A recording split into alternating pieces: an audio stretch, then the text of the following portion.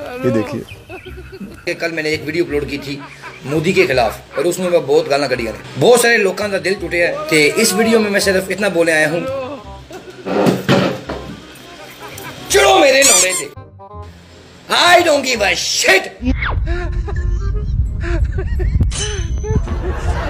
अरे ये भी तो 5 साल का था तब से पाल पोस के बड़ा किया उसने मुझे, लेकिन इसकी उम्र तो आपके बराबर लगती है। प्लास्टिक सर्जरी का नाम सुनिए। दोस्तों, जापान ईमानदारी में पहले नंबर पर और पाकिस्तान 160वें नंबर पर है। और जमाते इस्लामी वहाँ जाकर कहते हैं हमारे जैसे मुसलमान बन जाओ जन्नत में जाओगे। जालिम के खिलाफ अगर लड़ना छोड़ दिया जाए तो वो ज्यादा ताकतवर बन जाता है। बात जब भारत के आई तो शरीफ खानदानों की जुबानों को कब्ज हो गई, वरना पीटीए यूरोप ने मुल्क के बाशिंदों को ढेर करने के लिए इनकी जुबानों को लूज मोशन लग जाते हैं।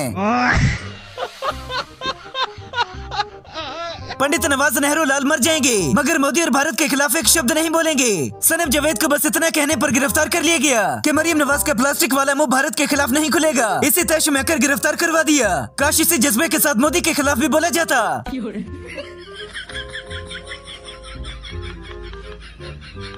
सियासतदानों के अलावा अगर हमारी आवाम की भी बात की जाए तो ये भी किसी से कम नहीं। बंदा खुलकर किसी को धमकी भी नहीं लगा सकता कि हम भारत को ईंट का जवाब पत्थर से देंगे, क्योंकि अगर ऐसा बोल दिया तो पत्थरों की कीमतें बढ़ा दी जाएंगी। मुगल आजम शहबाज शरीफ मोदी को मुंह तोड़ जवाब देने ही वाले थे, लेकिन कद छोटा होने की वजह से शहबाज शरीफ का हाथ मोदी के मुंह तक न जा सका। शहबाज शरीफ ने मोदी को भी दिल्ली और मुंबई की सड़कों पर घसीटने का दावा कर दिया।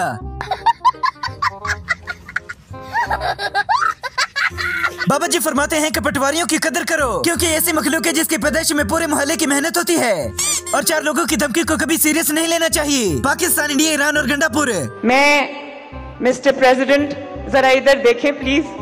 मैं आपको PMLN की तरफ से सलाम पेश करना चाहती हूँ। और अंकल, मुझे ये कहने में कोई आर नहीं, अगर इंडिया के पास दूसरे मुल्कों पर हमला करने के लिए भी लंदन मौजूद है तो हमारे पास भी अपने ही लोगों पर हमला करने वाला भगोड़ा गंजन मौजूद है, और वो भी लंदन है। Do you love me? Tell me, do you love me? If you love me, then I love you too.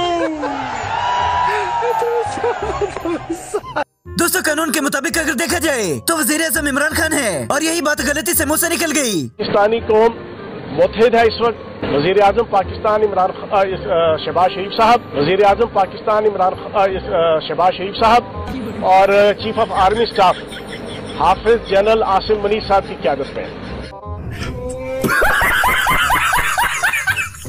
ये इंतहाई मालूमाती वीडियो है जिसमें आपको गोबर के फायदे बताएंगे। दोस्तों, गोबर दे भी 3 फायदे जे फसल च होवे ते खाद, जे चुल्हे च होवे ते ईंधन, जे दिमाग च होवे ते पटवारी। नानी 420 ज्यादातर पर्ची से देखकर तकरीर करती हैं, वरना बिना पर्ची के ऐसे हालात बन जाते हैं। जानते हैं कि अब फॉरेन ऑफिस के लोग हैं वो क्या कहते हैं? प्राइम मिनिस्टर क्या कहते हैं? जो दुनिया के ममालिक है वो पाकिस्तान को साइफर भेजने से आज डर रहे हैं।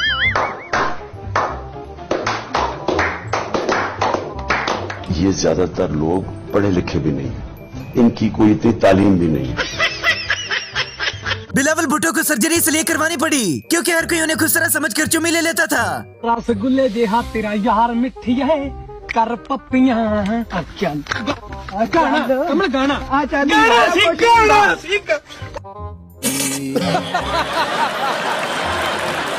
मुगल आजम शहबाज की शौकी ऐसी हैं जो पटवारियों का भी हासा निकाल देती हैं। बास्तरी बलूचिस्तान के 1 रोजा दौरे पर कोयटा में बड़ा दावा कर गए। हाजरीन से कहा कि हुकूमत के पास बिल्कुल वक्त नहीं है, इसलिए कोयटा लैंड करने से पहले वफाकी वजीर हसन इकबाल से 30,000 मीटर की बुलंदी से मोबाइल फोन पर राबता किया।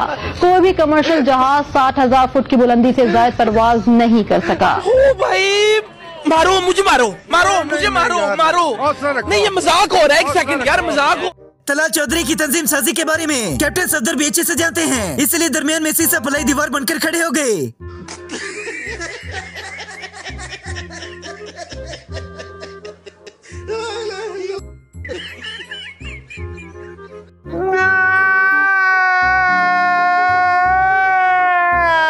और ये जज्बा शहादत डी चौक वाले मामले में खत्म हो गया था, इसलिए तोली मोहम्मद खान वहाँ पहुँचे नहीं।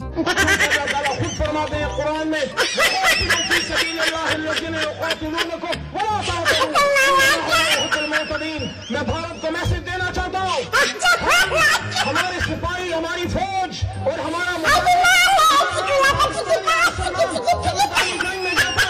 वो शहादत की तमन्ना है। Oh my God, wow. इस वीडियो में मरवत साहब ने सही सियासतदानों वाली गुफ्तगू कर दी। अगर जंग लगी तो मैं भी भगोड़ा बन जाऊंगा। और बतौर पाकिस्तानी अगर जंग बढ़ जाती है तो बंदूक लेकर बॉर्डर पर जाएंगे? नहीं, अगर जंग बढ़ जाती है तो मैं इंग्लैंड चला जाऊंगा। सर मरवत साहब, तो आप नहीं समझते कि इन हालात में मोदी साहब को थोड़ा सा बैकग्राउंड में जाना पड़ेगा, थोड़ा सा पीछे हटना पड़ेगा? शोबाज अगर बाहर के मुल्कों में भी जाएं तो वहाँ के मालियों से भी पैसे मांगने लग जाते हैं। वो भी आपने नहीं सुना उसका कहीं कि मैं मांगने नहीं आया लेकिन मैं मजबूर हूँ। शाहिद अफरीदी इधर से तो बेइज्जत होते ही थे, अब तो इंडिया वालों ने भी हाथ साफ करना शुरू कर दिया। शहीद अफरीदी ने कौन है जी ने? कौन है इन्हें?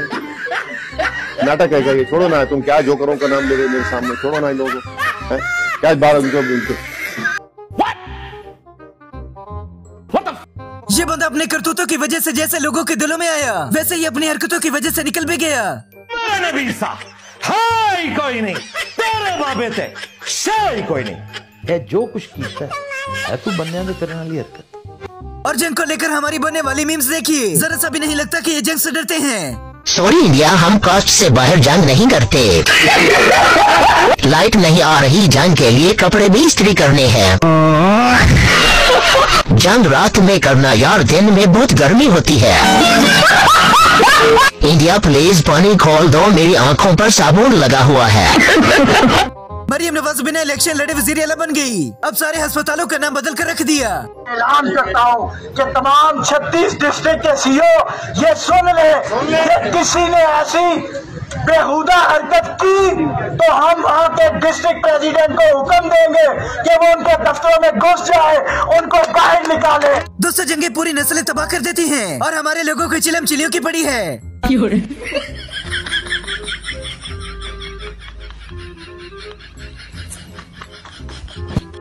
हालात जितने मर्जी मुश्किल क्यों ना हो, हमारे पाकिस्तानी शुगल मेला लगाने से बाज नहीं आते। पाकिस्तान को अटैक करना इतना आसान है, हम सुपर पावर हैं और कोई भी कंट्री, या फिर वो अमेरिका हो या फिर TTP हो, कोई भी कंट्री हमारे मुल्क की तरफ नहीं नजर उठा के देख सकती, क्योंकि हम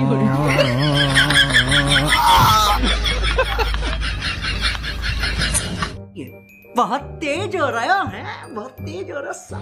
और बिलावल भुट्टो भी भारत को धमकियां लगाएंगे, लेकिन उससे पहले वो मुतर करेंगे। हेलो जी मासी, अब हमारे इब्राहिम दी पारा थवी जी में मासी बनाते को अपने बाल एक्टिंग है।